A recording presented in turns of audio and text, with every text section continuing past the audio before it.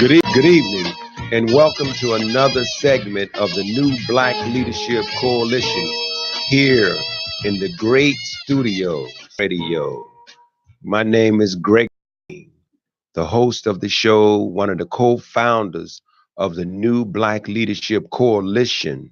I'm sitting here with brother minister Michael Muhammad, the founder of the New Black Leadership, and sometimes a host, co-host, director, scheduler. He do whatever it takes to make it happen.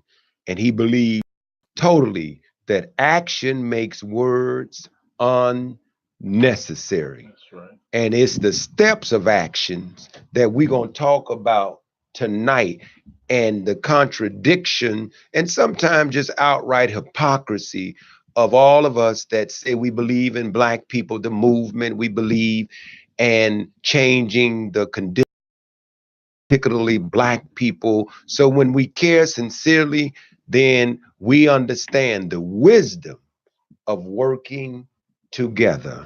I am so thankful to Almighty God for granting us another day, man, on this planet, man, that we refer to as Earth. We are really, really, really thankful that He continues to give us the courage, give us the tenacity, the fortitude, the attitude of the beatitude of really wanting to make a huge difference in moving the dial, the needle, so that we could see some progress, man, that is necessary in our lifetime.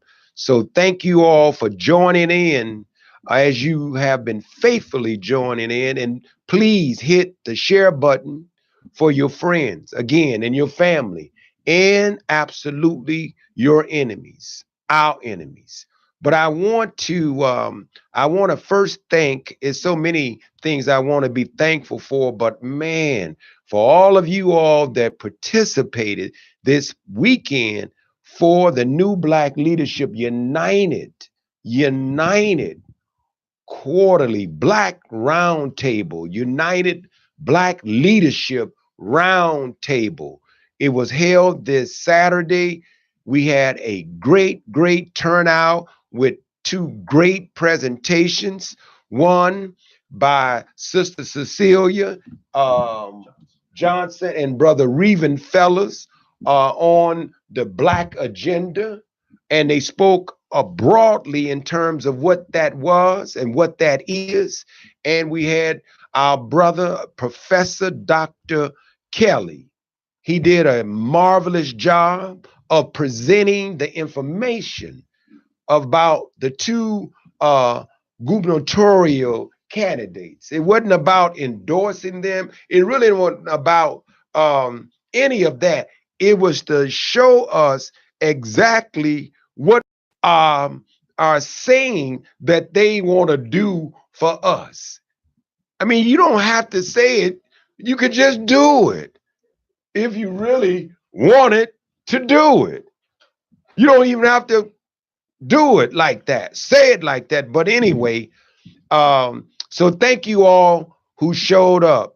Again, your presence was extremely important to us, and we all know that we can agree to disagree, but the spirit inside the room, the energy inside the room was very positive. And Michael, brother minister Michael, have said something, and I'm telling you, I need you all to spiritually. We got to try to understand. It ain't about just talk versus people doing it. It's about a condition, a traumatic condition, one that we don't even want to talk about, that we in denial about in terms of disunity. Why we cannot. It ain't all about talk. Families have to get together and have conversations. Before you eat, there should be prayer. There should be some conversation with the children. How was school? How was this? How was that? And then people move on and do what they need to do to be productive. So don't ever discount us. Understand And Mike, you laid it out before. I don't think we could ever talk about it enough in terms of why, beyond our egos, beyond our false pride, beyond all of that stupid stuff, we are one. No matter what you want it to be. Now, you can run, but you cannot hide from the true enemy, arch enemy of all of ours. So once you get that, you'll understand the wisdom that it takes to flush out ideas and to flush out the various different ways and strategies of arriving. We know all of that. Yeah, we could be academia. Yeah, we could be long-winded. Yeah, we could be all of that. But what we have not been, respectful brothers and sisters and family to each other. Yeah, I'm spirited. Yeah, Minister Mike, we had a discourse, a exchange, and it is social media game banging. But I'm glad to this extent. Why would I be glad? Well, I'm glad because it helps me to grow.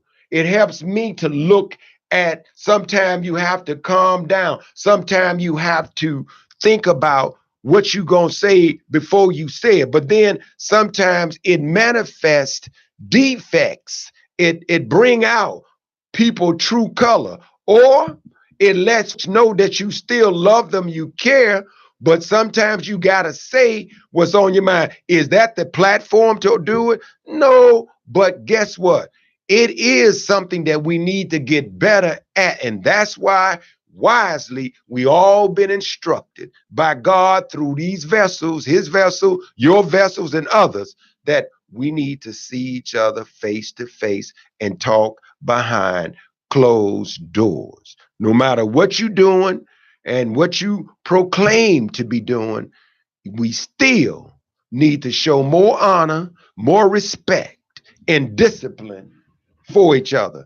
And sometimes Gregory will go out there like that, but when I get my brother or my sister to say, "Hey, G, you dig? We need to make sure, man, that we don't further divide the community or each other from each other, because we need each other. And many of us got our own lanes that we're in. But I like what Minister Mike you said, because when we come on these airwaves and we're talking to each other, man, all you got to do, you ain't got to go past a graveyard to get sad. You ain't got to go to a funeral to get sad. All you got to do is watch how we behave and treat one another, man. And this man, black labor, white wealth, white supremacy, white privilege. People talk about gentrification, this, that, and the other. What are we going to do, man, to fix what's wrong? And it ain't just talk. It's instructions. When somebody teaching you how to bake a cake, you could read it, or they could talk to you, and you follow those instructions if you want a good cake. And I'm saying that analogy because don't think we just get into the rooms to waste our damn time because we ain't got nothing to do on whatever day it is. We doing this because we love our people, we love humanity, and we want to make a difference. And I just want to make that perfectly clear, crystal clear to all of the critics, all of the haters, all of those who have low self-esteem. But if you really believe in the true movement of our people, our culture, the true movement of our ancestors, then you would not be criticizing anything that we do unless you work for the enemy, consciously or unconsciously. Make that perfectly clear. But if you're working, whatever you're doing, and I ain't got to call your name, keep on doing it and make sure our people benefit from that work. It is not just for you.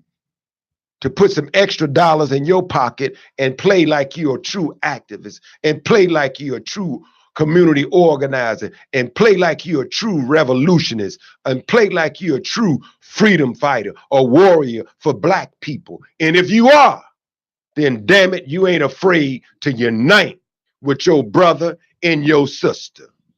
That's my commentary. Yes, sir. Well, let me first thank, pardon me, the participants in our United Black Leadership Quarterly Roundtable.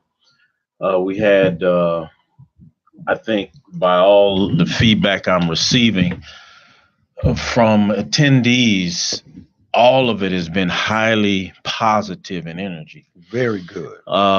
And so we have to thank the Creator that we're able to gather together in a peaceful way and a productive way, and that people don't feel as though their time has been wasted. They feel as though their time was properly utilized.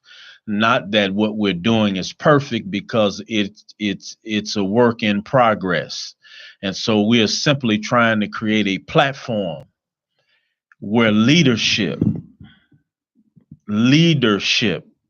can come together and have a sense of structure and order first, and then be able to learn, to strategize, to critique each other, to criticize each other intelligently, to disagree with one another in a spirit of positive critique.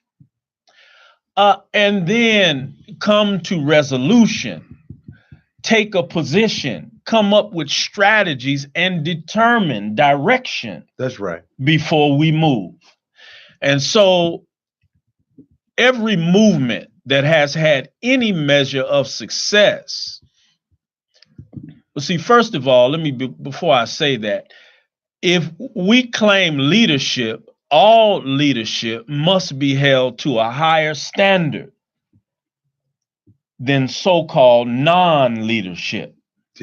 Leadership must be held to a higher standard. That is the quagmire, the dilemma, the failure that we have suffered from, is that we have clergy, we have elected officials, we have corporate heads, we have agency heads, we have institutional heads, educational heads, scholars that may have a title, a position, may have some authority, a little bit of power, may have some wealth, some money, but at the end of the day, our enemy is able to bring them down because we fail to understand that leadership must be held to a higher standard. So if all of our elected officials can go down for taking $1,000, $2,000, $3,000, six chump change.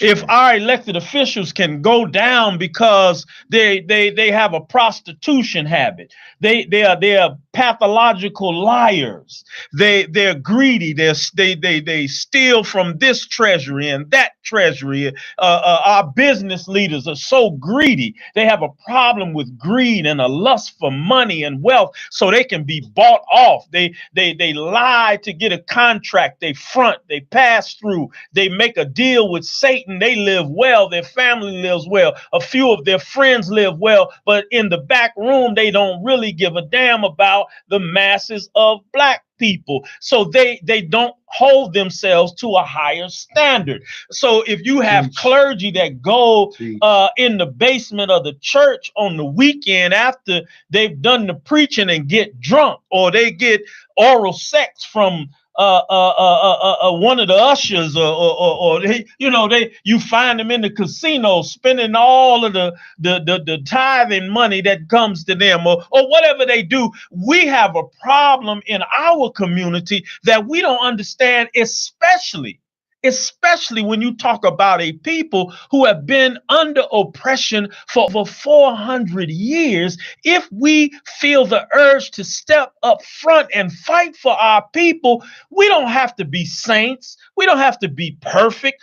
That's not what I'm saying. I'm saying, but we do have to be held to a higher standard, because the enemy is looking for ways to do two things. That's divide us and make us fight with one another.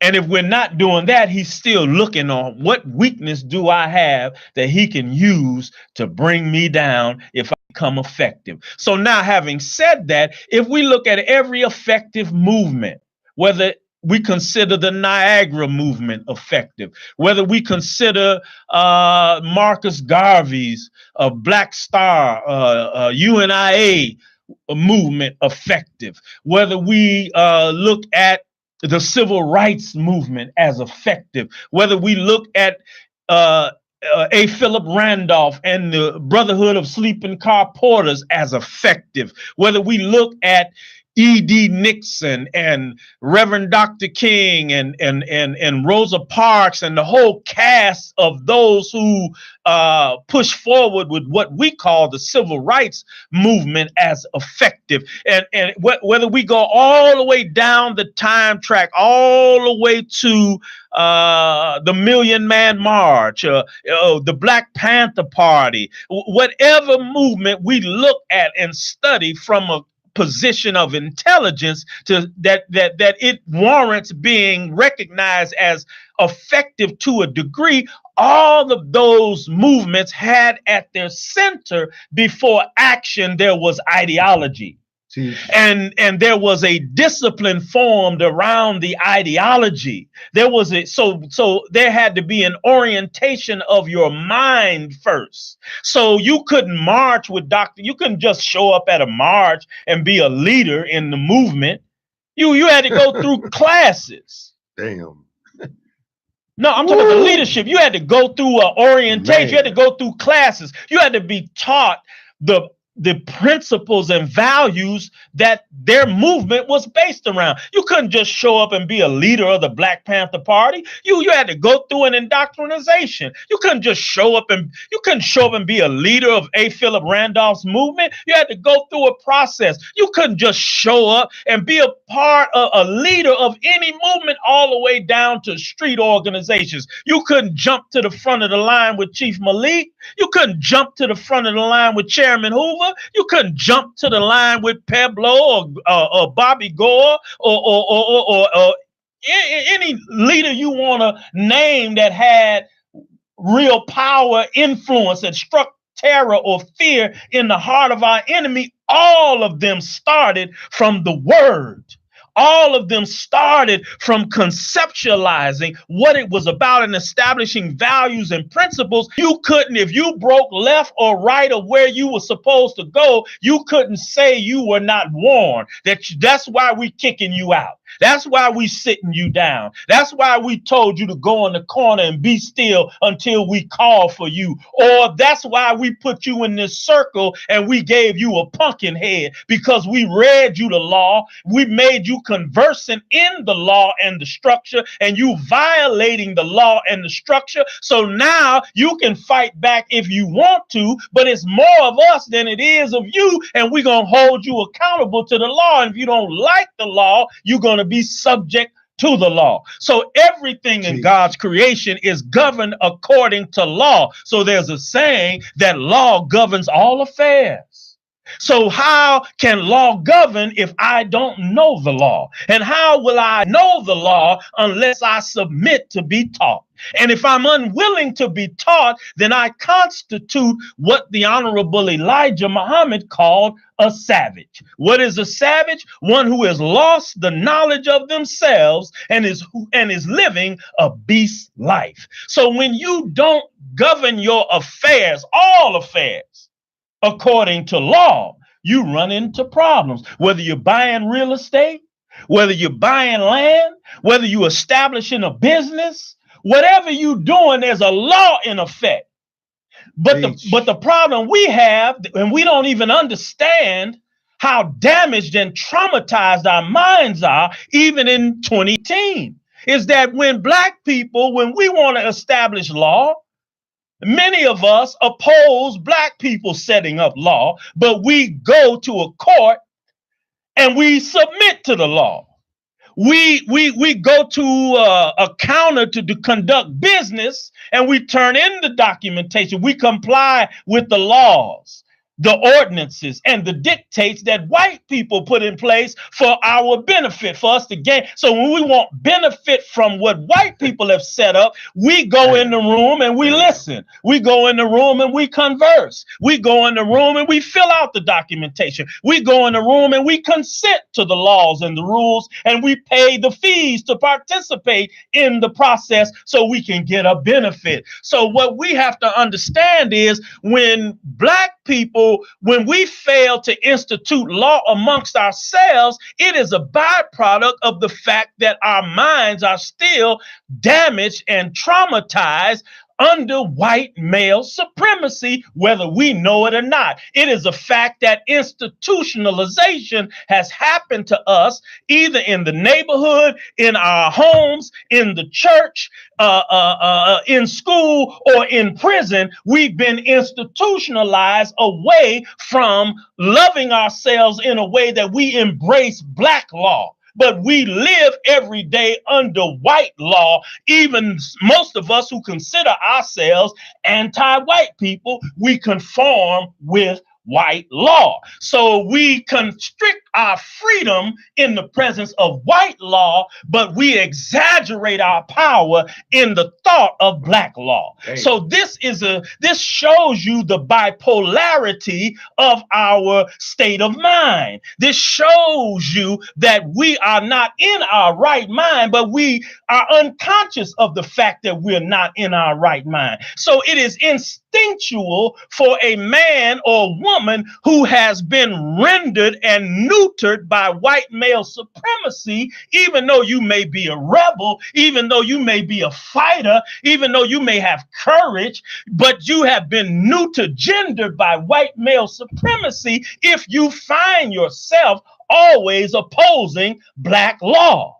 So you and I, as leadership in front of black people, we have to be able to accept an assessment of our behavior. That's right. And if you assess my behavior and you see that I'm always against my own kind, but I avoid violating the law of those that I want to do business with, then you know I am the victim of white male supremacy, whether I acknowledge it or not. Wow. And Minister Mike, please add to this discipline piece that no matter what poster you have of Brother Malcolm, no matter what poster you have of the Honorable Elijah Muhammad or Brother Farrakhan, the Honorable Brother Minister Farrakhan, College, we all had class. Well, we all had to do what?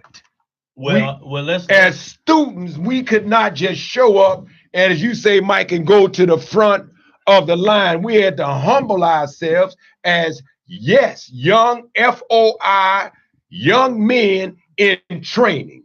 Yeah, that's. And what we don't understand is that may be a clean example where we didn't smoke, we didn't drink, we weren't supposed to. But we didn't come in. We weren't supposed to fornicate. We weren't supposed to commit adultery. We weren't supposed to lie, cheat, and steal. Right? That was the standard. But that is just one example.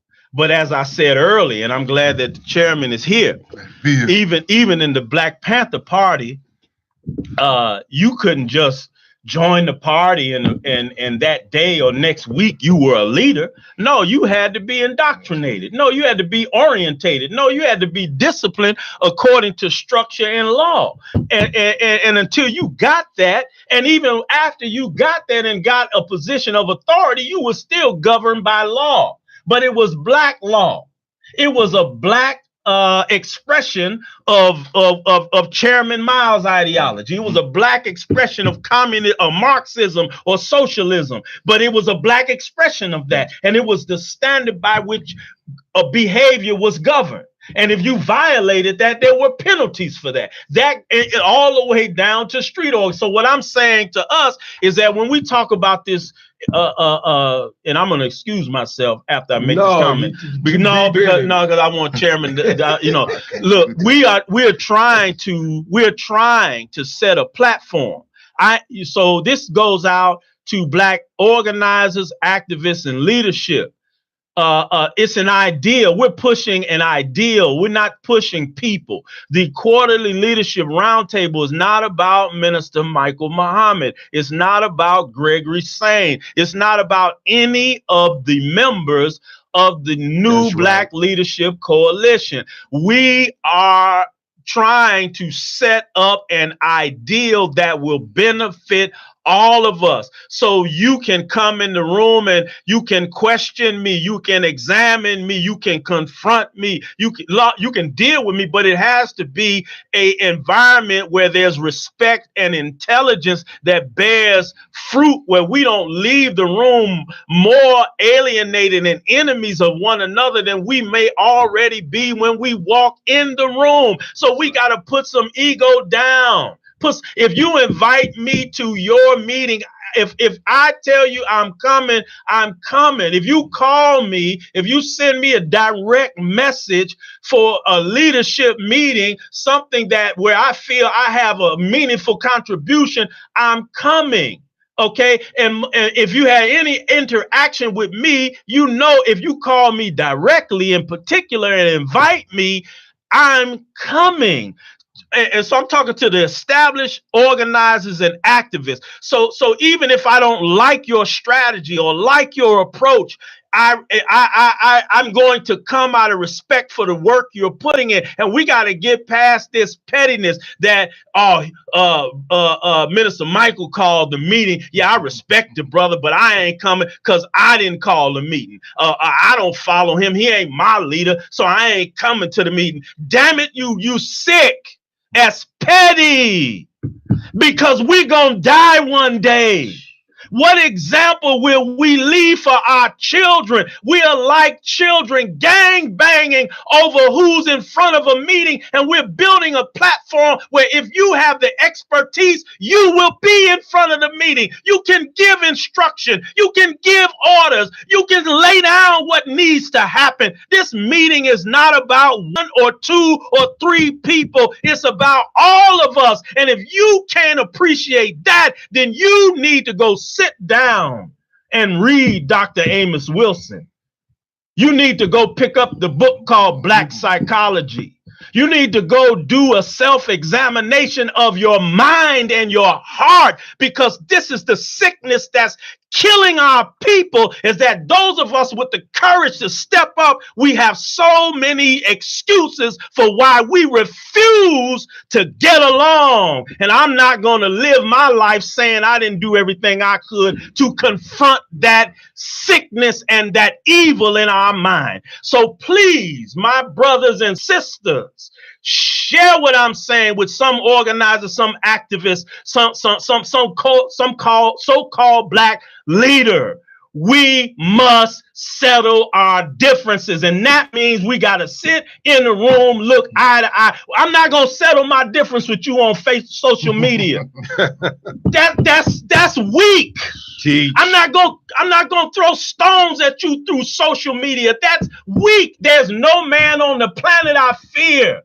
I walk with killers and murderers of the worst kind, and I look them in the eye and say what I need to say to them. And ain't no man on this planet, if I got a beef with you, I will look you in your eye, sitting as close as these brothers are sitting to me now, and say what I need to say. And whatever the outcome is, when we settle the difference, however we got to settle it, then it'll be settled and we can move forward. If we got to have a few black eyes, let's do it in the you black my eye, just bring me a bag of ice when it's over. And let's move forward for the sake of our people and get past this petty personality squabbling that's going on. Chairman Fred comes from a different school of thought than I come from. But at the end of the day, his objective is the same as what I learned. So we don't have no difference. He may have a different strategy, a different schedule, a different structure, but at the end of the day, this is my brother, and if he's under attack, I'm under attack, damn it. And by sure as the sun is hot, man, if I see this brother in distress, I'm gonna die on the field with this man. And we come from two different paths or ideologies. So I just want to say that, and I'm gonna move out the way because this is Chairman Fred's night to take the show. God bless. Peace. Hey, but look, Minister Michael, thank you, bro, because before we introduce or present this brother and bring him into this conversation, as he's already been brought into the conversation, he's fired up like I am. And if you're not fired up by what you just heard Minister Michael say passionately about unity, passionately, bro, about our sickness, passionately about that keep us from progressing, not understanding, man, that we won. Now I'm sitting in the room with a warrior, brother, a warrior that I have the utmost respect because that seed that produced him, his beloved, honorable father, Chairman Fred Hampton. I mean, the chairman, man, somebody that I totally admire. And on my Facebook, I said from a divine vessel, a divine organization. You need to know the Black Panthers was from God. If there's not a God involved in a movement like that, then forget about it. Don't talk Jesus and Muhammad. Don't talk none of that to me if you did not fall in step with a movement, man, that put their damn life on the line, walking in the valley of the shadow of death, not fearing no evil. Sitting here with my man, my brother, and my friend. Man, hey, first and foremost, I am self-critical for getting here late, but I am honored and humbled to be here. Hey, this mic is still hot. Hey, Minister Michael, I'm telling you, my intention was to come here, and we was gonna talk about what's the prelude to what's upcoming this Thursday, August 30th, which would have been the 70th birthday for Chairman Fred Hampton had he not been assassinated along with Defense Secretary Mark Clark. However, let me interject with this. It's ironically, it's a lot on my mind and my heart too, you know. And Brother Minister Michael Muhammad just laid out so much, and he retouched so much, you know. I was out of town this past convening of the New Black Leaders Coalition. However, something I pointed out the last time we convened, and I had said one of the dynamics about that stood out was that, you know what I'm saying, that it's our thing, you know what I'm saying, like Black people's dynamic, and this is something I stress even out with our organization.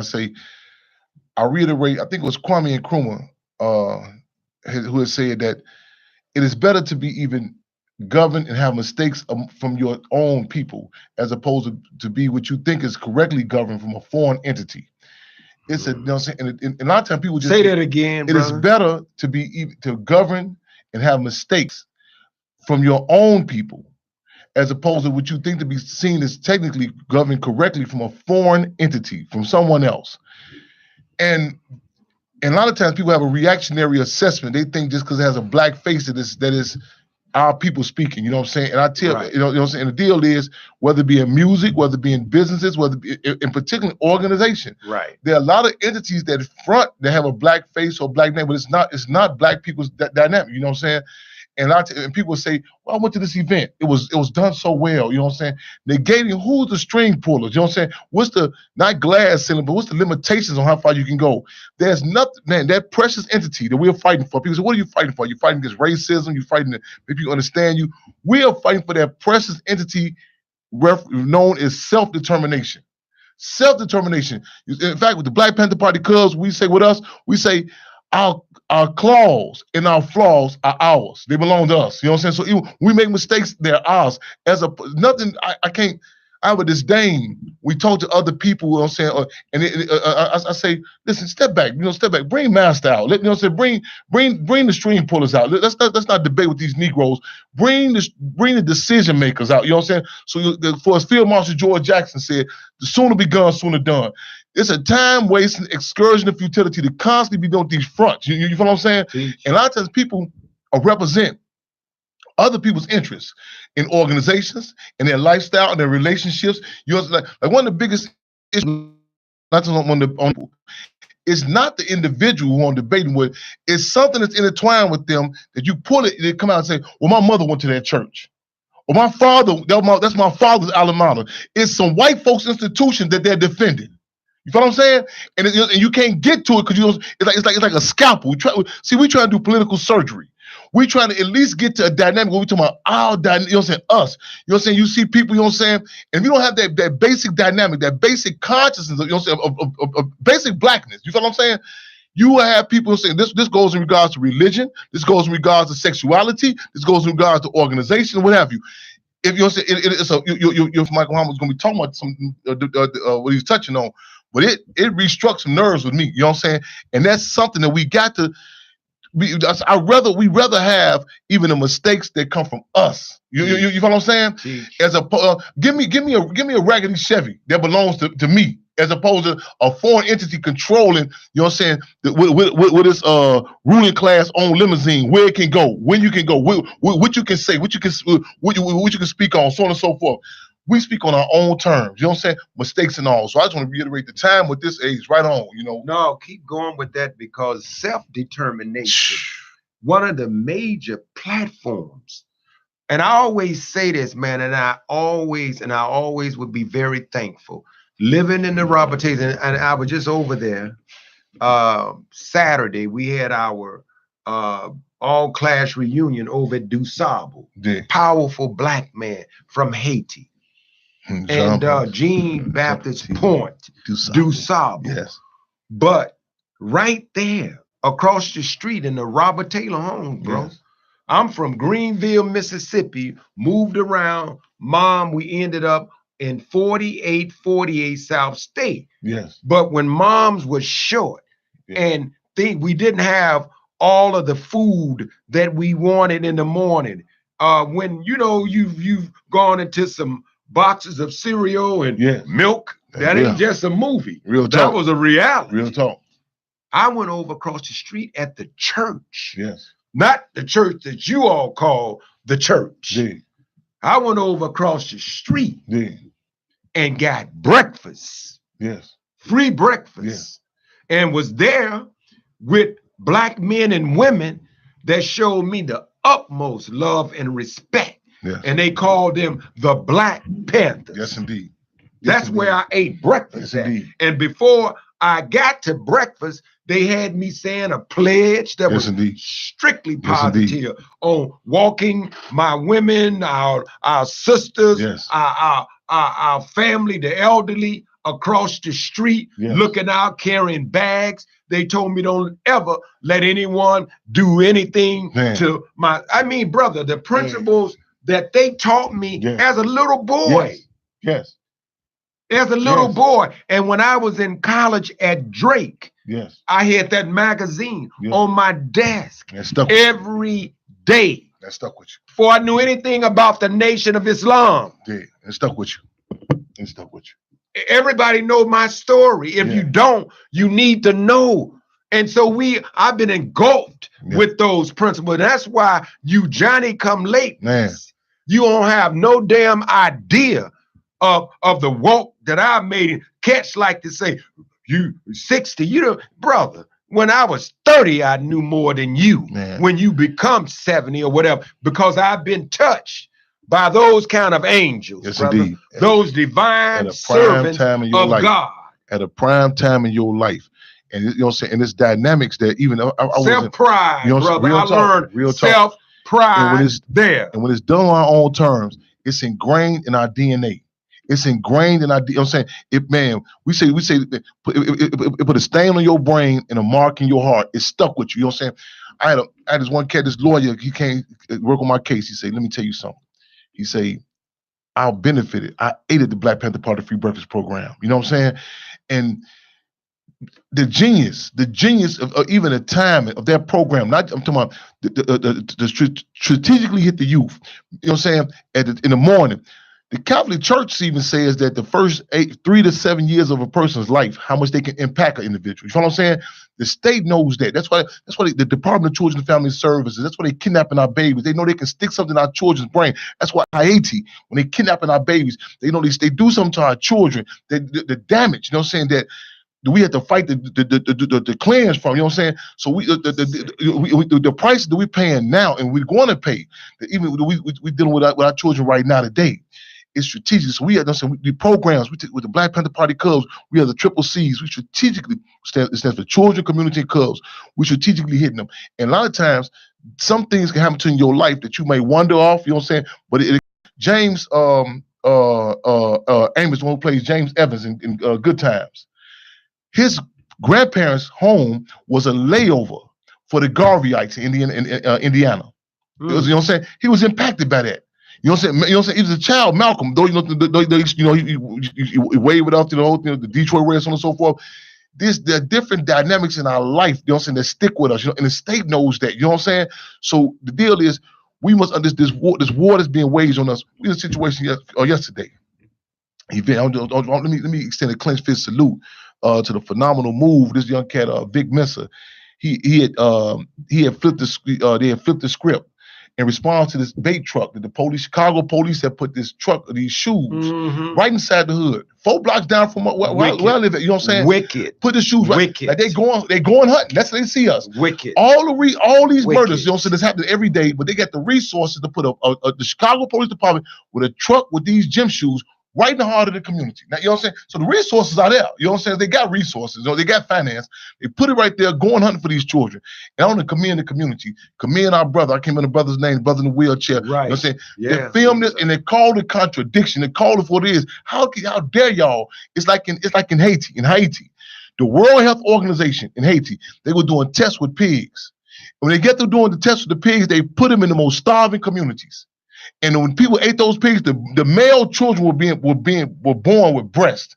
You had the petty bourgeoisie. You had other people saying, "Why are they eating the pigs?" Then I repeat, they put them in the most starving communities. You know what I'm saying? Yes. It's done by design. Yeah. This same system that put that truck with them gym shoes over there is the same system that's connected to Norfolk Railroad. They put over 100 assault rifles in them babies' hands on a weekly basis. You know what I'm saying? The same system. You know what I'm saying? That deplete the resources, the Fannie Mae's and the Freddie Mac and the gangsters and bankers that's responsible for foreclosures in our community. All abandoned buildings. You know what I'm saying? Vacant lots, but they got resources to put them gym shoes there. So again, in the response to that, the people called a question, and then there was an anti-bait truck move on 58th and Davis. Brother Vic Mensa, some others had put together. They gave these gym shoes to the community. We was out there, a number of different organizations out there, Brothers and Nations, some other forces out there. And there was some contradictions, there was some issues, but we was able to deal with them on our terms. You follow what I'm saying? And that is so important. We're not going to dress this up and say, well, we all come together, we love each other, we shake hands. No, there are going to be some issues. However, it's nothing more beautiful than being able to deal with our own issues on our turn. It worked out. You know what I'm saying? There was no shootings. Let me say something else too, but I'm thinking about this. They had the old school picnic gathering every year on 59th and Hermitage. Man, unfortunately, I was out of town this past year. Brothers and sisters from generations past, they gathered there. The 59th and Hermitage. They cleaned the park, beautiful old school music, everything. This criminal, 15th Ward, what's this dude? Alderman, I can't believe I forget this dude's name. Lopez, Alderman Lopez, 15th Ward. He had the arrogance to go through there after and take some pictures of some open garbage bags. You know what I'm saying? And say that this is on his Facebook. But Raymond Lopez, go on his Facebook page. He put a post up there. He said, "This is what they did to my park." That's how he referenced it. My park and my community. The police should shut it down. This are his own words. Record reflect It's dog houses that's bigger than their field houses over in that park. You know what I'm saying? You go look at you know what I'm saying? This racist, arrogant criminal, ain't put no resources in our community. You know what I'm saying? And he criminalized the people. And it just so happens, the next day, they have a retirement party for the commander of the police district, 7th district up there. I walk up there, Raymond Lopez up there again. I asked these guys, they sitting on security for him, black dudes, Negroes. I say, y'all know the arrogance of this dude to attack the old school. You know what I'm saying? And y'all ain't call the question. One thing for sure, two things for community on 48th and Laughing. When he called them members, they gang members, them mothers or them children, they got out on him so hard he had to have Chicago police protection placed around him. Our people I treat like the Rodney Dangerfields of all races, man. No respect. You know what I'm saying? No, you go look at that park on Western, where the Mayconnell community is at. It's like Disney World compared to what the black folks dealing with. You know what I'm saying? And this arrogant racist, I'm saying, look, 15 Ford Alden. You know what I'm saying? Go look on it. Go look on his Facebook page and look how he attack black folks. You know what I'm saying? Man, we got to call a question. I'm gonna get this on my chest. We call it August 30th, y'all. This Thursday, Friday, and Saturday, we can have a Chairman Fred Hampton's birthday. He would have been 70 years old. 12 o'clock, we right in front of the site, 2337 West, Chairman Fred Hampton Way, also known as Monroe. We're gonna be out there 12 o'clock. We fighting for the house, to save the house in Maywood. We out there, y'all. The house that he grew up in. It's a historical site, y'all. We need y'all on day. Contact us, 773-256-9451. Whatever support you can do. Drop a donation. Ain't no water even running in the house out there. Help us get a porta toilet or something out there.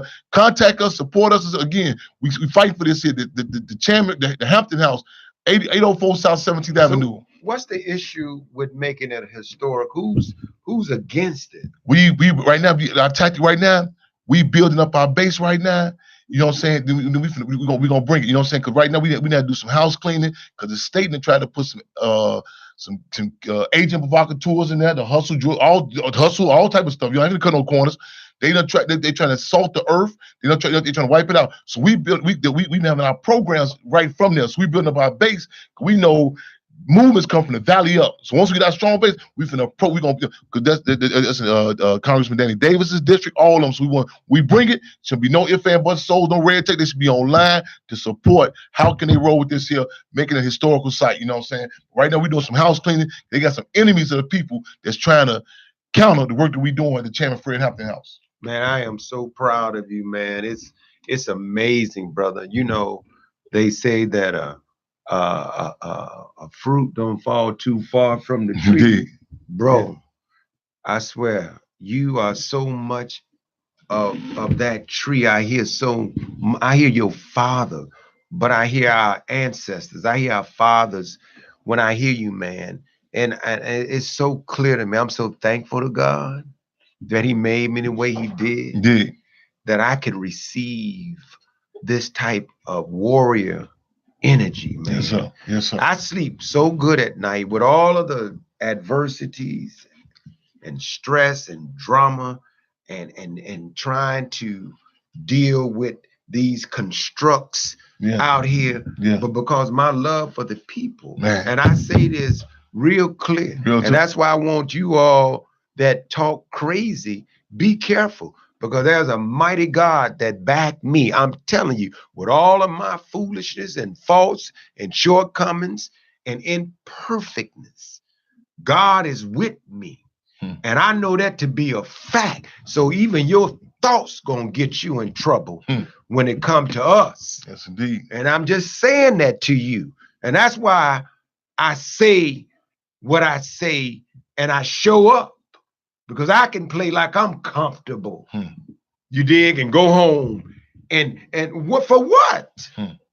Oh, nobody but the creator to make sure I try to make a difference in our community. And that's why your dad, the chairman, would have been 70 years of age. Yes, sir. And the legacy, brother, his legacy, their legacy, that movement is absolutely connected to Almighty God. That's why when people be trying to read scripture, they're going to go all the way back. And they don't understand the triumphs in our own life now. Yes, and it's easier for you to go and read that to somebody that you can barely pronounce. Some of the, damn, the time went by that fast. We didn't get the quality. We got the quality, though. Yes, indeed. Brother, the time went by. Hey, folks, my people, look, Minister Mike, Man, bro, hey, you gotta go back and replay this, or don't they, Earl? Got to. Hey, listen. Got to. Facebook friends, family, repost that. enemies. What you heard the chairman say, what you heard Minister Mike say, and the little bit of dessert that I gave for all of that food for thought. Man, share this conversation. Share it over and over and over. We'll never get out of this ever if we don't go back and study. That ain't just Minister Mike. That's from the loins of the history. He's standing on the shoulders of that wisdom. And brother, he laid it down. Now, I mean, I'm just calling a spade a spade. And I mean, all the credit belongs to God, though. Not Minister Mike, not Chairman Fred, not Brother Gregory Sane, but all of the credit belongs to Almighty God. Thank you all for tuning in, and we look forward to another day like this. Part 3, 4, 5, whatever. Share this. Yes, love you all with nothing but peace and love. Unity. Unity. Unity. Negroes better be